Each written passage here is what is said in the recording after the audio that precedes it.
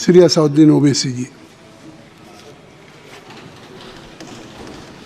शुक्रिया मोहतरम चेयरमैन साहब, आपने मुझे बोलने का मौका दिया।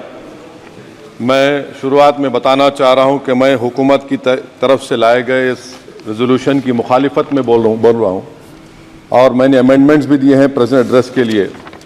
और चेयरमैन साहब, आप उर्दू को जानते हैं, किसी एक शायर ने शायद बरसर इख्तिदार जमात के लिए ये शेर कहा होगा कि उसूल बेचकर मसनद खरीदने वालों, निगाह अहले वफा में बहुत हक़ीर हो तुम, वतन का पास तुम्हें था ना होगा कभी, कि अपने हिर्स के बंदे हो बेज़मीर हो तुम, इज़्ज़त नफ्स किसी शख्स की महफूज नहीं, अब तो अपने ही निगहबानों से डर लगता है, डंके की चोट पे जालिम को बुरा कहता हूँ, मुझे सूली से न जिंदानों से डर लगता है।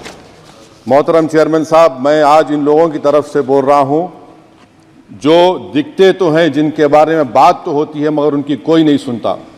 मैं उनके बारे में बोल रहा हूँ जिनके बारे में वज़ीर आज़म मोदी ने कहा था कि घुसपैठी है। मैं उन बेटियों और माओं के बारे में कह रहा हूँ जिनके बारे में मोदी ने कहा कि ज़्यादा बच्चे पैदा करते। मैं उन मासूम नौजवानों के बारे में कह रहा हूँ जिनको मॉब लिंचिंग के ज़रिए मारा जा रहा है। मैं उन बेज़ुबान माँ और बाप के बारे में बोल रहा हूँ जिनकी औलाद आज इस हुकूमत के गलत कानून के चक्कर में जेलों में सड़ रहे हैं। सर, मैं दस्तूर जब इस ऐवान में बन रहा था, संविधान बन रहा था, तो उस वक्त अलहदा वोटर लिस्ट और इंतखाबी रिजर्वेशन की बात आई, तो उस वक्त के हमारे फाउंडिंग फादर्स ने, हमारे बुजुर्गों ने, दोनों समुदाय के हिंदू और मुसलमानों ने फैसला किया कि हम इस पर राज़ी नहीं होंगे। बल्कि उन्होंने क्या कहा था हमारे फाउंडिंग फादर्स ने, उन्होंने मुखालिफत की थी अलहदा वोटर लिस्ट की और इंतखाबी रिजर्वेशन की। उन्होंने कहा था, I quote sir, it is the duty of majority community to ensure that minorities are elected in the representative numbers. BJP मुसलमानों की नफरत पर जीतती है और मुसलमानों के नाम निहाद मसीहा मुसलमानों के 90% ज़्यादा वोट हासिल करते हैं, मगर फिर भी इस ऐवान के दरवाजे नहीं खुलते मुसलमानों के लिए और सिर्फ 4% मुसलमान जीत कर आते हैं। सर, संविधान सिर्फ एक किताब नहीं है जिसे चूमा जाए, संविधान एक किताब नहीं है जिसे दिखाया जाए, संविधान एक सिंबल भी है, मगर संविधान एक हमारे बुजुर्गों के ख्वाबों की किताब है। हमारे जमहूरियत को हमारे बुजुर्गों ने इस तरह समझा, हमारे फाउंडिंग फादर्स ने इस तरह जमहूरियत को समझा कि इसमें हर समुदाय और मजहब और समाज के मानने वाले लोगों की राय को शामिल किया जाएगा इस मुल्क को चलाने के लिए, मगर इस ऐवान में सिर्फ 4% मुसलमान जीत कर आते हैं। मैं संविधान से जो मोहब्बत के दावे करते हैं उनसे कहूंगा कि कभी उठाकर पढ़ो कॉन्स्टिट्यूएंट असेंबली डिबेट्स में कि नेहरू ने, H.C. मुखर्जी ने, सरदार हुकुम सिंह ने माइनॉरिटीज के बारे में क्या कहा था। सर, वतन अजीज का मुस्तकबिल कैसा होगा जब बीजेपी मुझे गायब करना चाहती है और दीगर हिज़्ब इख्तिलाफ की पार्टियां के लिए मेरा वजूद सिर्फ वोट डालना और अपनी खबर में जाकर सो जाना है। इसीलिए आप देखते हैं कि समाजी इंसाफ है सर कि 4% मुसलमान जीत कर आते हैं। सर, इस ऐवान में ओबीसी समाज के एमपी अब अपर कास्ट के एमपी के बराबर हो चुके हैं। ओबीसी समाज के एमपी अब अपर कास्ट एमपी के बराबर हो चुके हैं और 14% मुसलमान सिर्फ 4% जीत कर आते हैं। CSDS का डेटा यह बताता है कि इस मुल्क में जो वोट बैंक है, जो एक मुश्त वोट डालता है, वो अपर कास्ट का है। मुसलमान का कभी ना वोट बैंक था ना कभी रहेगा। सर, 4 जून के बाद 6 मुसलमानों की मॉब लिंचिंग हुई, 11 घरों को मध्य प्रदेश में मोदी के बुलडोजर ने निस्तो नाबूद कर दिया। हिमाचल प्रदेश में एक मुसलमान की एक दुकान को लूट लिया गया और हिज़्ब इख्तिलाफ की पार्टियों की तरफ से सन्नाटा है। शायद अब वक्त आ चुका है कि लफ्ज़ मुसलमान का नाम लेना भी अब उस पर पाबंदी आयद कर दी जाएगी। सर, मैं ये बात बताना चाह रहा हूँ कि नरेंद्र मोदी को जो मैंडेट मिला है। एक मिनट,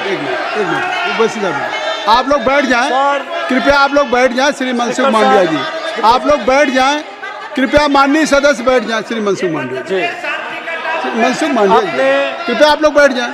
अपने प्रारंभिक कृपया आप लोग बैठ जाएं। आप लोग बैठ जाएं। माननीय सदस्य ने अपने प्रारंभिक भाषण में जो शब्द प्रयोग करा है उसको ऑथेंटिकेट करा जाए। और अभी उन्होंने उल्लेख करा कि मोदी के बुलडोजर ने वहाँ मॉब लिंचिंग करा है उसको भी ऑथेंटिकेट करा जाए। निश्चित तौर से इसको ठीक है ठीक है ठीक है ठीक है ठीक है। उवैसी साहब जब भी कोई बात नहीं सर, आप चेयर पर बैठे हैं जी, इसलिए आप मंत्री जी को पेट में दर्द हुआ, माशाल्लाह, शुक्रिया उनका। नहीं, तो सर मैं ये बोल रहा था, जवाबदेही है अरे ये नहीं, मंत्री इससे बुरी बात क्या है? पेट में दर्द हो सकता है, वो दर्द ये सब ठीक। अच्छा दर्द हुआ, चलिए दर्द हुआ, दिल का दर्द हुआ। तो सर जो नरेंद्र मोदी को मैंडेट मिला है वो सिर्फ और सिर्फ मुसलमानों की नफरत पर हिंदुत्व की वजह से मिला है। I would like to say it is not Modi's in doc but every single person voted him despite his anti Muslim voice. And I would like to tell the opposition parties this is not a moral victory for you, this is a victory of majoritarianism. Everyone should contemplate and do introspection. Why is it that the OBCs and the upper caste are getting their due representation? Why are the Muslims not getting? Are we here only to vote for you and not to get elected? If that is the case, please tell us that we are only here to vote for you. Sir, आज भारत के आधे नौजवान बेरोजगार हैं और रोजगार की तालिश, बेरोजगारी का आलम यह है सर कि मोदी सरकार के 5 साल में 75 लाख एस्पिरेंट्स की जिंदगी बर्बाद हो गई, 6 पेपर लीक हुआ। बेरोजगारी का आलम यह है सर कि रशिया जा रहे हैं, वहां जाकर अपनी जानों को दे रहे हैं। बेरोजगारी का आलम यह है कि नरेंद्र मोदी रोजगार का कैंप चलाती है नौजवानों के लिए कि तुम इजराइल में जाकर काम करो, उनको कैनन फॉडर बना रही है ताकि फलस्तीनियों की जायदादों को हड़प कर सके।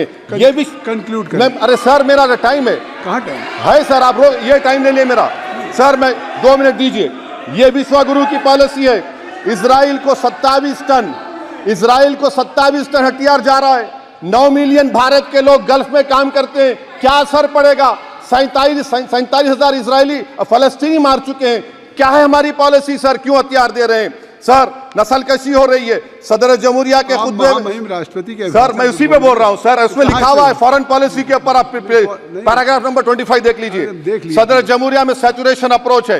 क्यों नहीं मोदी सरकार माइनॉरिटीज को तीनों स्कॉलरशिप को डिमांड करती है सर? उसको आपने बजट कम कर दिया सर। बनारस का बुनकर 18 महीने से मंडी का शिकार है, सूरत और बेंगलुरु जा रहा है सर। आखिरी बात कंक्लूड कर रहा हूं, आखिरी बात सर, पनून केस में निखिल गुप्ता, मोदी ने कहा था कि हमने घर में घुसकर मारा, तो निखिल गुप्ता को किसने ऑर्डर दिया था पनून को मारने का? अगर नहीं दिया तो उसको बचाइए, और अगर दिया नहीं तो फिर उस पर पीएमएलए क्यों नहीं लगाकर? सर समाप्त करो। कमेटी बनाई आपने, उसका क्या हुआ? सर हम एससीओ को नहीं जा रहे।